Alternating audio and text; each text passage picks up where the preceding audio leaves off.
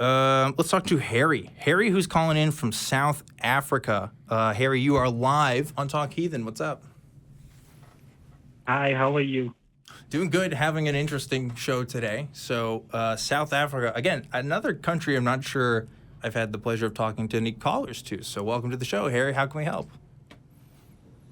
Thank you. I grew up Christian, but I always thought, no, this does not make sense. Until I watched that film called the Zeitgeist, but it was talking about Christianity. And then I converted, I became atheist. Mm. Oh, you became, but... And then... Okay, continue, sorry. Yes, that was around the age when what you would call college, university. Okay. But then, yes, one day something happened which made me now go back to being a theist. You know, I don't know what you know about African spirituality, but we believe more in terms of ancestral worship. Mm. Sure. Have you ever heard of ancestral worship where people speak to their ancestors? Yeah, yeah. I mean, I'm certainly not an expert on it, but I've definitely seen people talk about it. I'm aware of the concept. Yeah. It crops up in other areas of the world as well. Yeah. For sure. So something happened that made you convinced that that was a real phenomenon? Yes, that was real. Okay. So what happened? Yes. It was I always heard about it, but I never believed because I was a skeptic. Mm-hmm. It was my brother's 21st birthday party. So I know the kids that he grew up with, and I know what they're like. You know, in Africa, you get stigmas where people from a bad background or an okay background. So this kid, she was acting funny. I didn't understand why until my aunt told me she understands what's happening because her spiritual whatever is overcoming her. And then she just told me, go and buy sniff. There's a product called sniff that people here use to communicate with ancestors. I went and bought it. She brought the child to the garage and started speaking to the spirit, and the voice changed. I mean, this child grew up with my brother, so I could recognize the difference.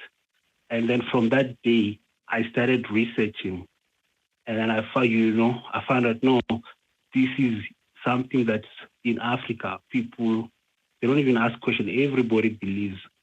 Mm-hmm. Okay, so then, just to summarize what you told me so far, Harry, so basically there was a family event that was going on, and a family member of yours you believe was possessed by an ancestor of yours, and you believe you were able to communicate with that ancestor as well as use, I couldn't hear exactly what you said, but some sort of item to sort of...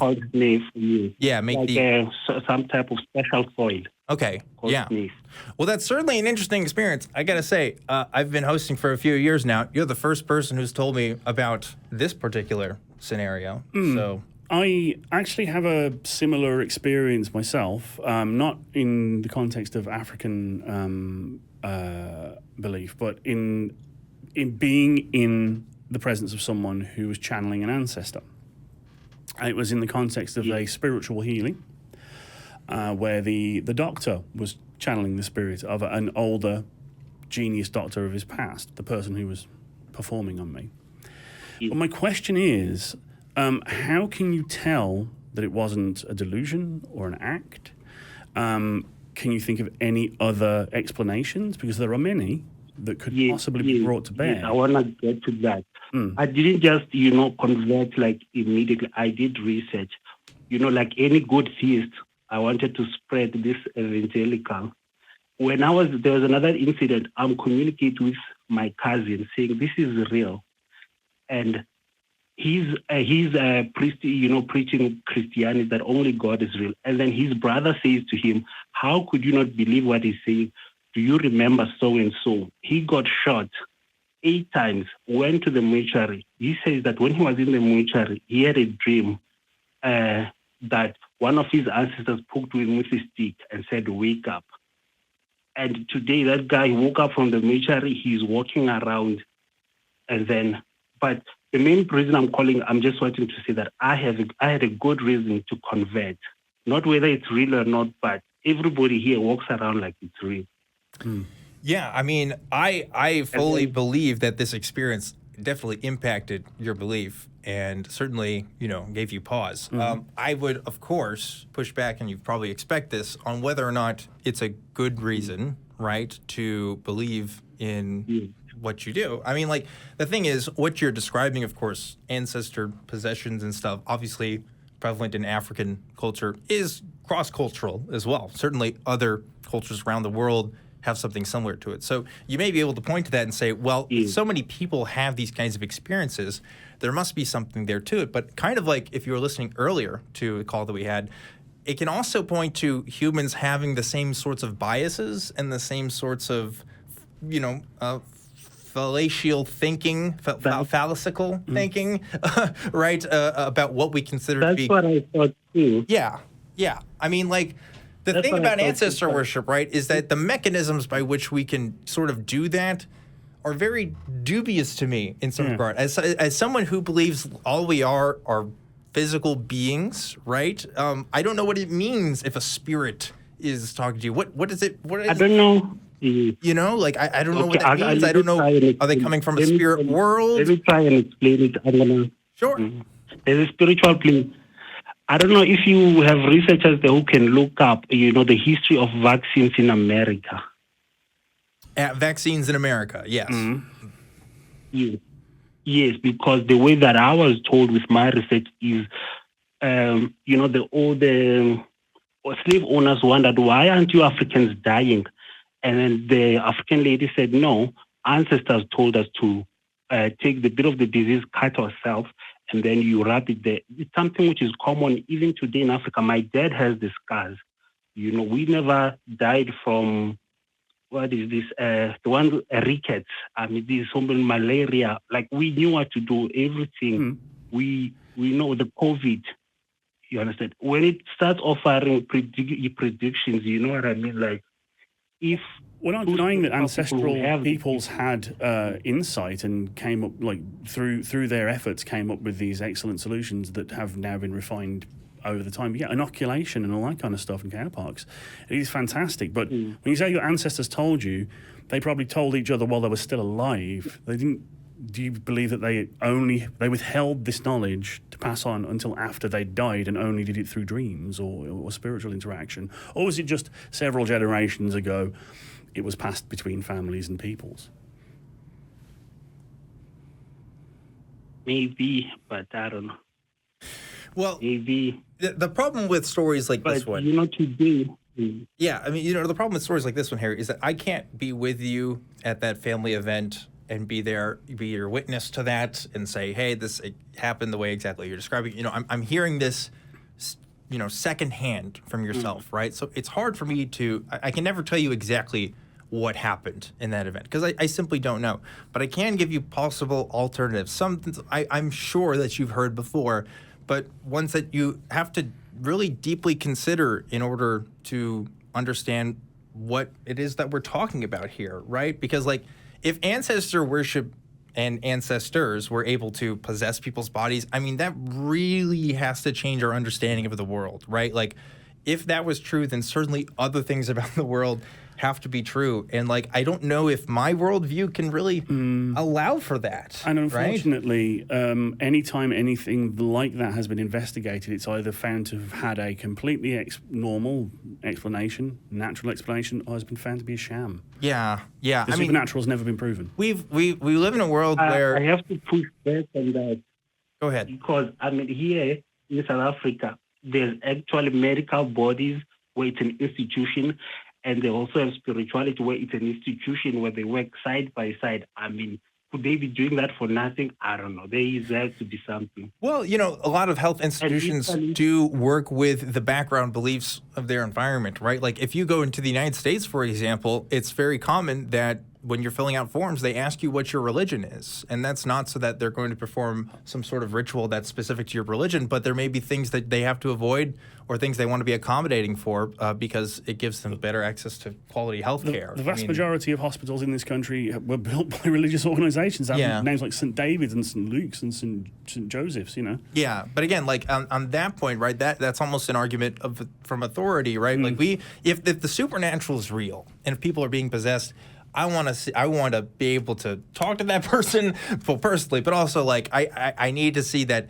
outside sources are able to really verify this. And I don't know, that'd be a tough one. I mean, I guess it would have to be things that an ancestor could tell you that nobody else could, but even then, that's very hard. I'd love it to be real. I was so much I want to be the first person who has ever shown how to generate electricity, thinking it was the purview of gods before then. I want to be that guy. Like, no, we can do it. You know what? I watched a lot of Talk Heathen atheist experience because it helps, fend off Christians.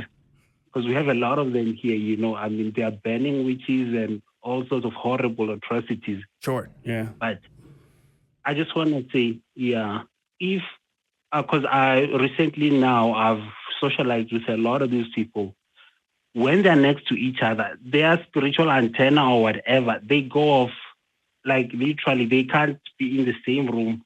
I don't know. I just wonder what would happen if we were to put people like that on MRI scans and put them next to each other. I wonder what that would mean. I wonder what that would be too. Yeah, interesting. That would be an interesting thing to study and to look at. But yeah, I don't know. It's one of those things, right, where it's like you have to, as skeptics, we want to be able to build cases of verifiability, right? We want to be able to see where we can check whether a belief is true or not. And the thing about possession stuff like this is there are a lot of ethics that are complicated in a situation like this, whereas a study like that could not pass a lot of ethics boards. I would use the word more like a passenger. Sure. I would not use the word possession. I would use that it's like a passenger, your spiritual God, they speak to you. If, for example, I have a problem and I need a healer, I would go to the person. The person, through their spiritual passenger, would be able to communicate with my ancestors. Dude, Harry, if you could get my ancestors to possess me and then talk on this show, that would be pretty cool. That'd be cool. I mean, that's not just saying. They do that every day. If you are in South Africa, especially South Africa, on radio stations, people call in and speak to their ancestors every day. It's a normal thing that happens here every day. People call and say, please, let me speak to my ancestors. I'm having problems. And then they call, they talk. I don't know, maybe all the radio stations are faking it. Maybe. But in millions and millions of buildings on this very day, all around the world, there are people eating crackers and thinking it's becoming Jesus. Yeah, I mean, there's that too. I mean, there's psychics all over the place, right? There's Pentecostals that go to church every Sunday and think that the Holy Spirit is talking to them. I mean, these kinds of, I would say delusions, right, are pretty common, but they also have various explanations as to what's actually happening. Like some people say, oh, it's demons. Some people say it's your ancestors. I mean, it's just... And we're not saying it didn't happen. We're just saying that we're not compelled by the evidence. And unfortunately, testimony is pretty weak. Yeah. Sorry. I mean, there's a lot. I mean, everything I know about African spirituality and what happens there, first of all, wild stuff going on, but also in combination with... evangelism there specifically in Christianity. I mean, you're seeing a lot of that happen in Christianity too in Africa. I mean, how many videos have come out? And I'd like to apologize on behalf of my ancestors for setting all that crap up by invading and stealing countries. My ancestors probably had something to do with it. Yeah, sorry about that. You know what? I might not want to talk to my ancestors, to be honest. We might not have that much in common. They might not like what I'm doing here. But anyway, look, Harry, I'm sorry. We do have to let you go because we are out of time. Just one last for point. Today's show. Okay. Real quickly, you got 20 seconds. All right. You have one more question? That's the point. Or the Khoisan people, the San people, the Bushmen, they made this cyanide poison that it took, I don't know, the Germans how long. When they asked, how did you know? They said, our ancestors told us. I don't know. It's just too many stuff to be coincident. I don't know. That'd be news to me. I mean, again, that could be a cultural understanding. I mean, how many people... I can't tell you how many people I've talked to, Harry, on the phone that said God has told them something. Yeah. You know, like yeah, I mean, maybe, but also maybe you think God told you and they didn't. I mean, it's just hard to verify. But really, we do have to let you go because we are out of time. But thank you for calling in.